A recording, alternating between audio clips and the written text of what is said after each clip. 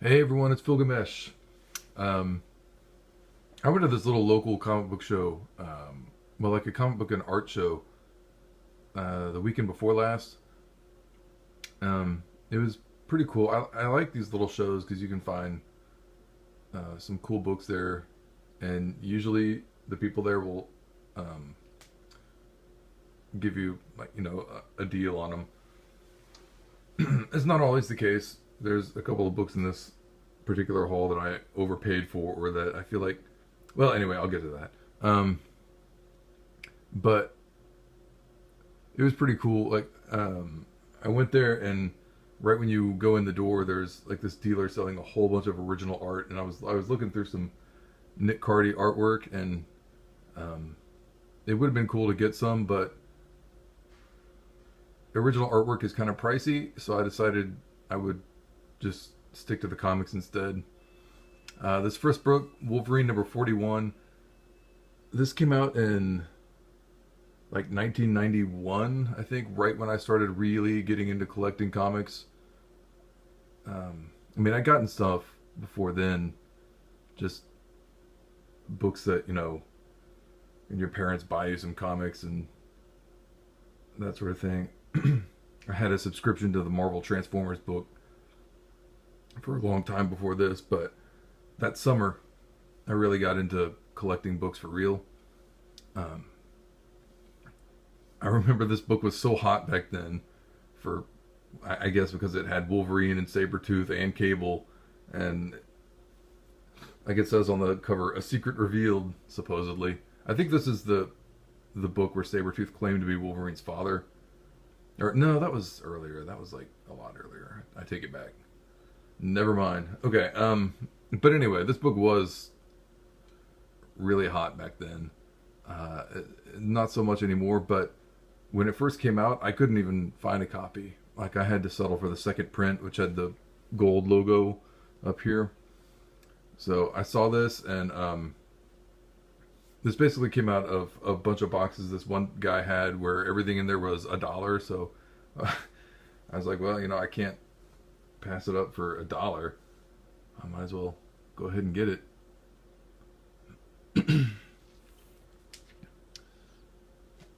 um,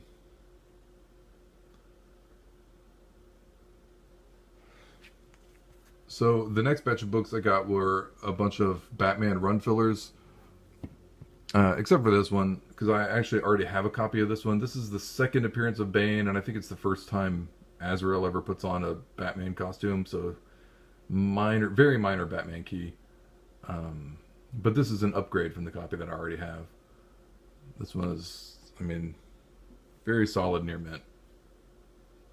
The rest of these are just run fillers. So I got 490, which looks like Nightwing dressed up as the Riddler. I have no idea. I can't tell who drew that cover. 491, and I wanted to kind of fill out the my Nightfall run. So I got 496, which is a pretty cool Kelly Jones cover of, looks like a poisoned Batman beating the Joker to death. Batman 499. Detective 661. And Detective 666. And speaking of the number of the beast, in the same dollar box, you also had Hellstorm, Prince of Lies, #1. I don't think there's anything special about this book, and it's not really worth anything. It's just in issue 1 featuring the Son of Satan character. So whatever. If they ever do something with him in the movies, maybe this book will jump up a little bit. Although this isn't his first solo series either. I think this is the run where, like, towards the end, Warren Ellis started writing it, but I don't think he wrote this issue. And also for $1, he had ka-zar the Savage #1, This is what, early Copper Age, maybe late Bronze. I think this is like his third or fourth series that they tried to give him. And also for $1 each, Long Shot number 2. I have Long Shot number 1. My copy's a little beat up, so I wouldn't mind upgrading it.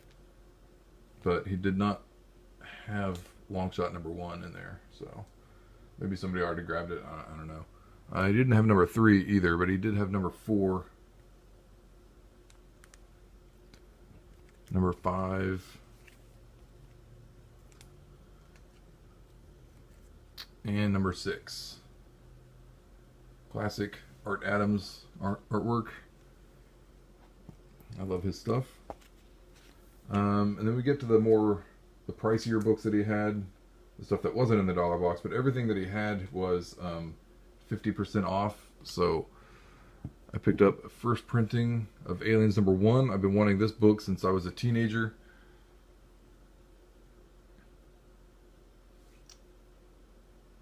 Because I missed out on this the first time around. I think I have the last issue of this miniseries. And then I started in on the next miniseries. And got a whole bunch after that. But I never had this one. So he had that for... It's in really nice shape. He had it for $25, so I got it for $12.50.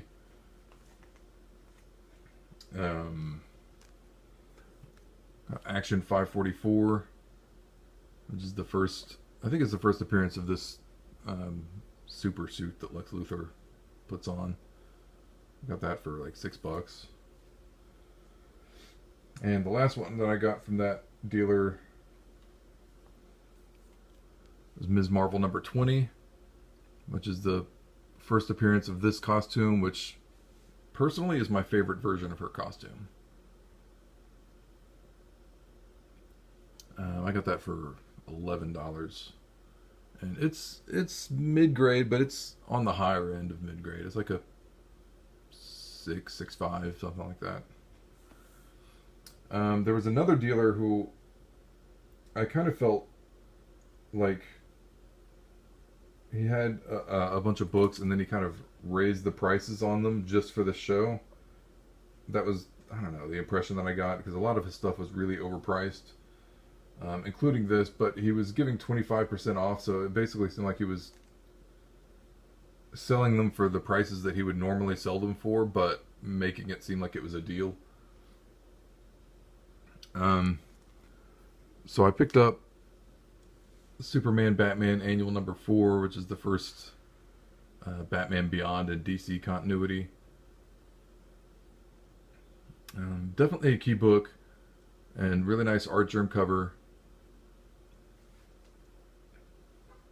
I wish I could have gotten it for a little bit less. I looked it up on eBay after the show, and I paid $37 for this. Like, he took off $12.50 and then just rounded it down to $37.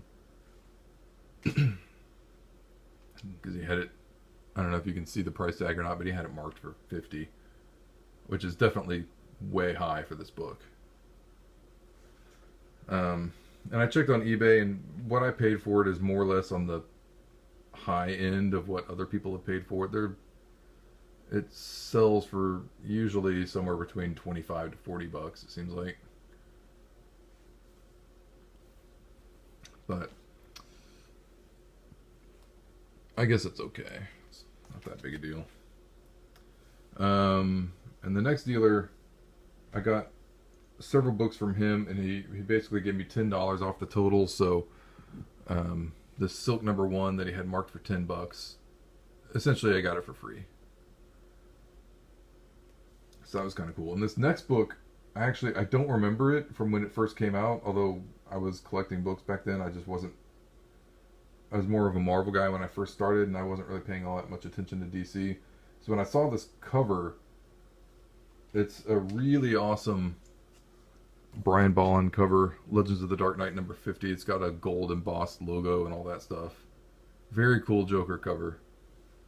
And I'd never actually seen it before. And I guess I should have looked it up beforehand, because he had it marked for $20, but really this book only goes for like $5, so I way overpaid for this one.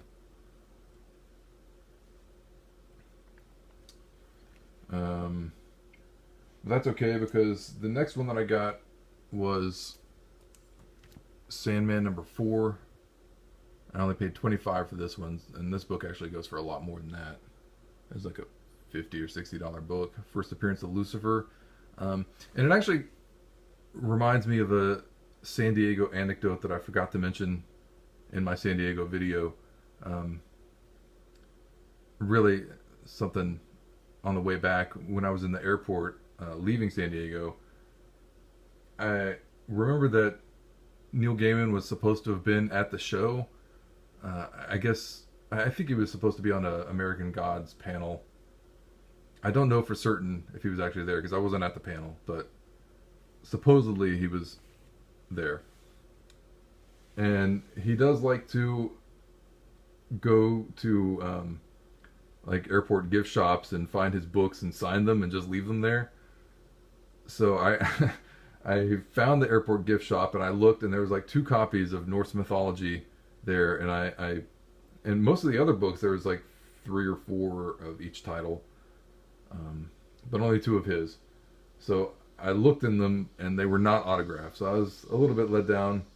I can't help but wonder if maybe there was like an extra one and he signed 1 copy and left it there and somebody else grabbed it.